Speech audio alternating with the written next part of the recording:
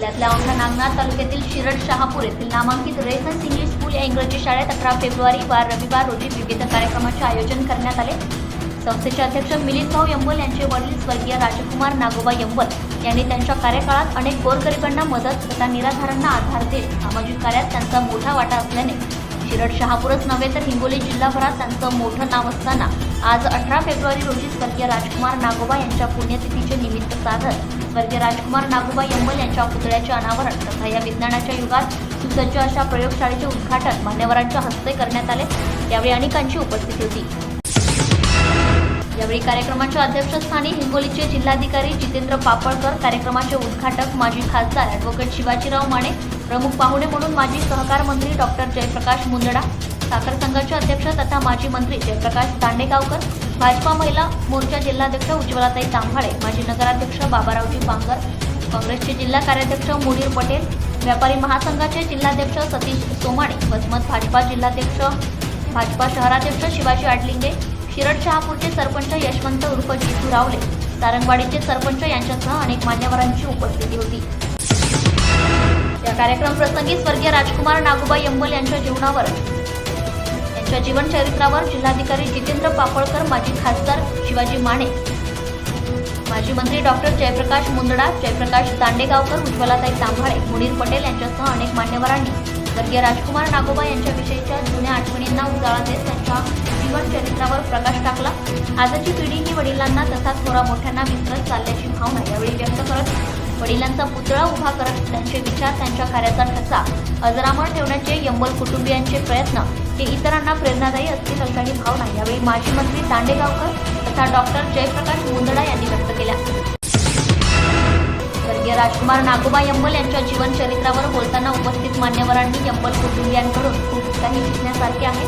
ग्रामीण भागातून शहरी भागाकडे वळत मोठ्या उद्योगांमध्ये भरारी घेत नावलौकिक करण्याचं काम स्वर्गीय राजकुमार नागोबा यांच्या पुण्याईने यंबल कुटुंबियांना मोठे योगदान दिल्याची भावना देखील खासदार शिवाजीराव माने यांनी व्यक्त केली।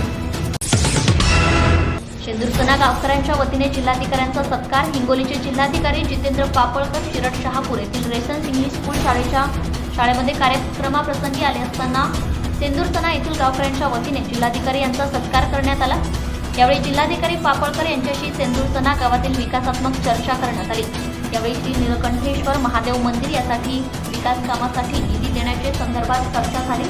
यावेळी माजी चेअरमॅन वसंतराव चिलकेवार, ईश्वर ढेकळे, धोंडजी शेवाळे, माजी सरपंच उमाजी ढेकळे, नामदेवराव मुधळकर, बालाजी जाधव पाटील, रावसाहेब मामा जाधव आदींची यावेळी उपस्थिती होती।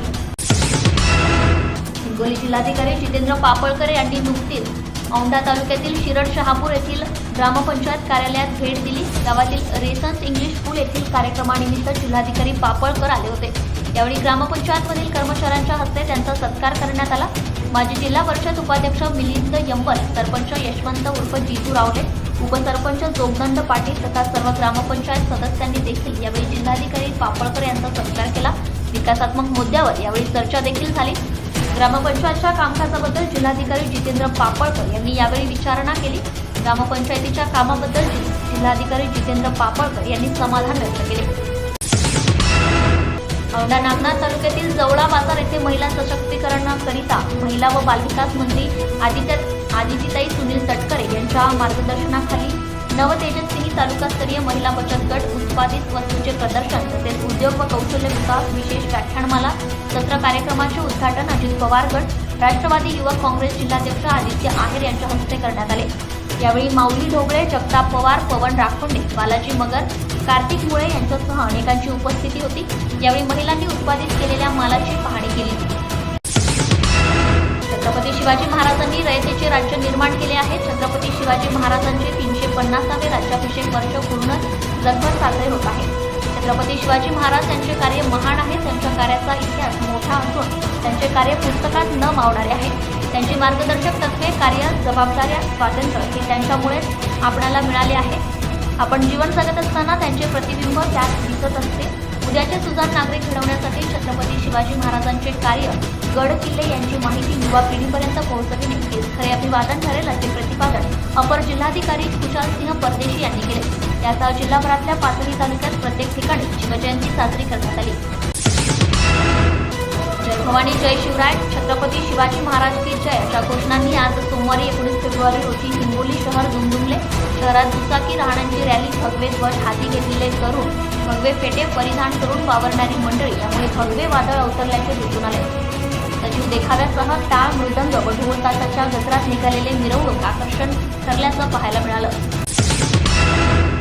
काँग्रेस पक्षाच्या माजी मंत्री रजनीताई सातव यांचे वयाच्या 74व्या वर्षी 18 फेब्रुवारी रविवार रोजी रात्री 8 वाजेच्या सुमारास नांदेड येथील एका खासगी रुग्णालयात उपचार सुरू असताना हृदयविकाराच्या धक्क्याने निधन झाले.